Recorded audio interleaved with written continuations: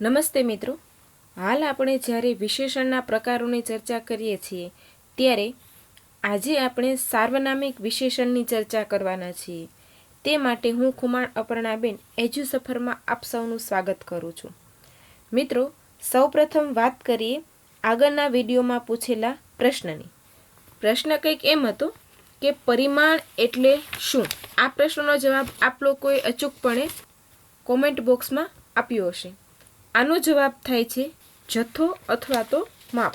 હવે વિશેષણના પ્રકારોના એકમને આગળ વધારતા આજે આપણે ચર્ચા કરીએ સાર્વનામિક વિશેષણ. સાર્વનામિક વિશેષણ અને તેના પેટા પ્રકાર તરીકે દર્શક વિશેષણ. મિત્રો, આ ચાર્ટમાં દેખાય છે એ રીતે આગળના વિડીયોમાં આપણે આ દરેક પ્રકારના વિશેષણોની વિસ્તારથી ચર્ચા કરી છે, જેમ કે ગુણવાચક વિશેષણ, સંખ્યાવાચક વિશેષણ અને તેના પેટા પ્રકારો, તેમજ પરિમાણવાચક વિશેષણ. આ દરેક પ્રકારોની ચર્ચા આપણે કરી ચૂક્યા છીએ. આજે આપણે સાર્વનામિક વિશેષણની ચર્ચા કરીશું. તો સાર્વનામિક વિશેષણ એટલે શું? સર્વનામ એટલે શું એનો આપણને ખ્યાલ છે. તો સાર્વનામિક વિશેષણ એટલે શું? તો કે જ્યારે સર્વનામ પોતે જ વિશેષણ તરીકે આવે અને વિશેષ્યની વિશેષતા દર્શાવે છે ત્યારે તેને સાર્વનામિક વિશેષણ કહેવામાં આવે છે. જ્યારે સર્વનામ વિશેષણ તરીકે આવીને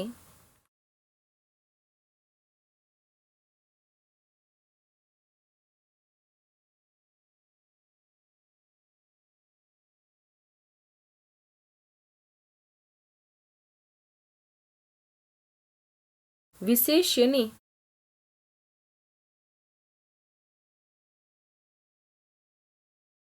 વિશેષતા દર્શાવે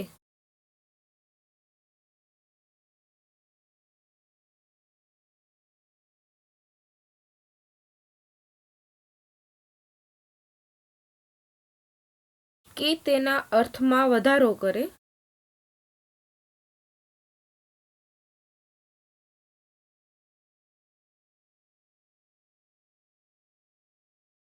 ત્યારે તેને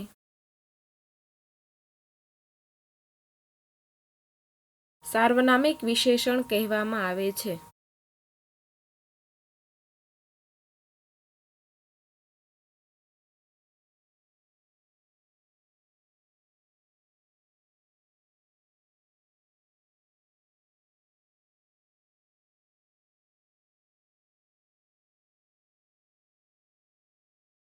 સર્વનામ જ વિશેષણ તરીકે આવે અને વિશેષ્યની વિશેષતા દર્શાવે છે કે તેના અર્થમાં વધારો કરે ત્યારે તેને સાર્વનામિક વિશેષણ કહેવાય છે.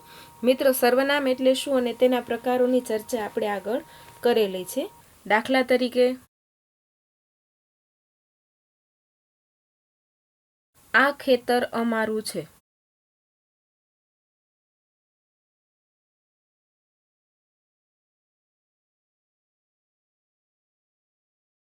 અહીંયા આ સર્વનામ છે તો એ જ સાર્વનામિક વિશેષણ બને છે.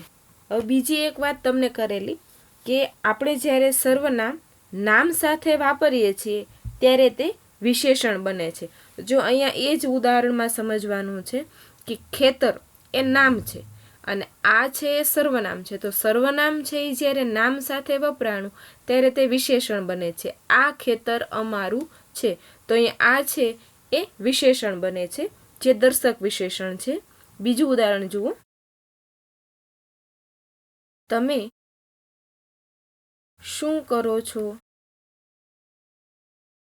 અહીંયા પ્રશ્ન પૂછી અને વિશેષતા બતાવવામાં આવે છે, માટે શું છે તે પ્રશ્નવાચક વિશેષણ છે. જેવું કરો તેવું ભરો. અહીંયા જેવું છે એ વિશેષણ છે, જે તેવુંની અપેક્ષા રાખે છે. જેવું કરો એ વાક્ય અધૂરું રહે છે.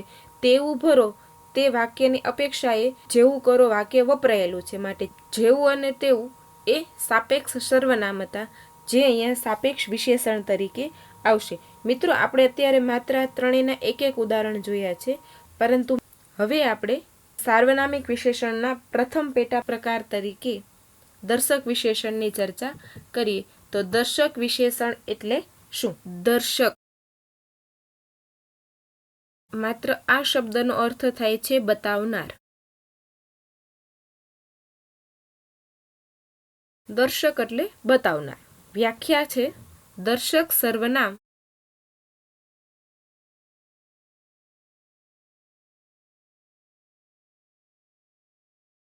જ્યારે વિશેષણ તરીકે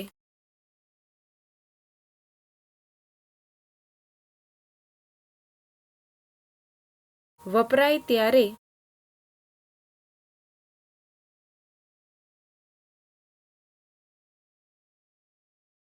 તેને દર્શક વિશેષણ કહેવામાં આવે છે.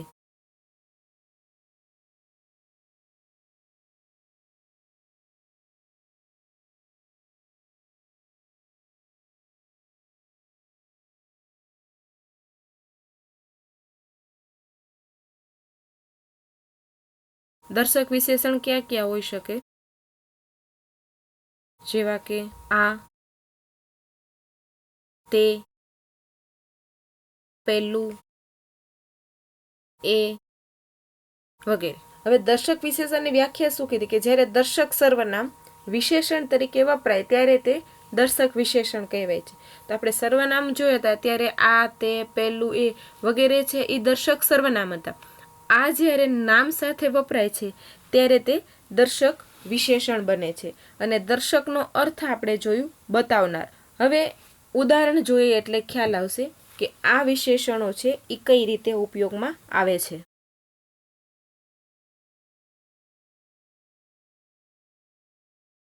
આ મકાન અમારું છે. અહીંયા આ હવે દર્શકનો અર્થ કીધો બતાવનાર.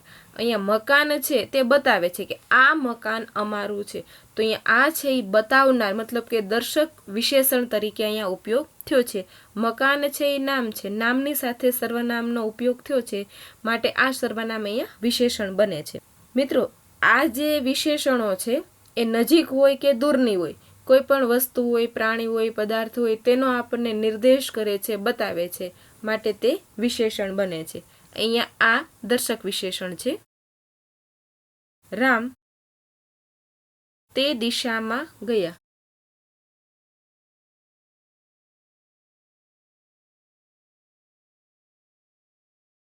અહીંયા તે દિશાનો નિર્દેશ કરે છે માટે તે છે દર્શક વિશેષણ થાય છે. એ પુસ્તક ખૂબ સારું છે.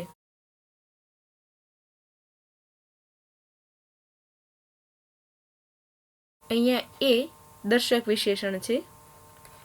પેલું વૃક્ષ ખૂબ ઊંચું છે.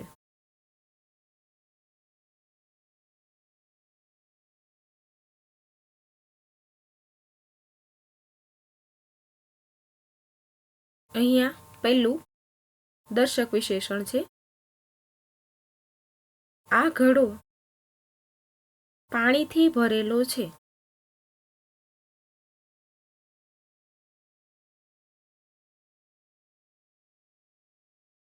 અહીંયા આ દર્શક વિશેષણ બને છે. મિત્રો, આ વાત થઈ સાર્વનામિક વિશેષણ અને એના પેટા પ્રકાર તરીકે દર્શક વિશેષણની. સાર્વનામિક વિશેષણના અન્ય બે પેટા પ્રકારો છે પ્રશ્નવાચક વિશેષણ અને સાપેક્ષ વિશેષણ, જેની ચર્ચા આપણે આગળના વિડીયોમાં કરીશું. મિત્રો, જો આ વિડીયો તમને ગમ્યો હોય તો જરૂર લાઈક કરો અને તમારા મિત્રોને પણ શેર કરો. તેમજ જો તમે અમારી એજ્યુસફરની યુટ્યુબ ચેનલ સબસ્ક્રાઈબ ન કરી હોય તો સબસ્ક્રાઈબ બટન પર જઈને ક્લિક કરીને અમારી ચેનલ સબસ્ક્રાઈબ કરો, જેથી તમને એજ્યુસફર તરફથી દરરોજના નવા અપડેટ મળતા રહેશે. આ વિડીયો જોવા બદલ આપનો ખૂબ ખૂબ આભાર.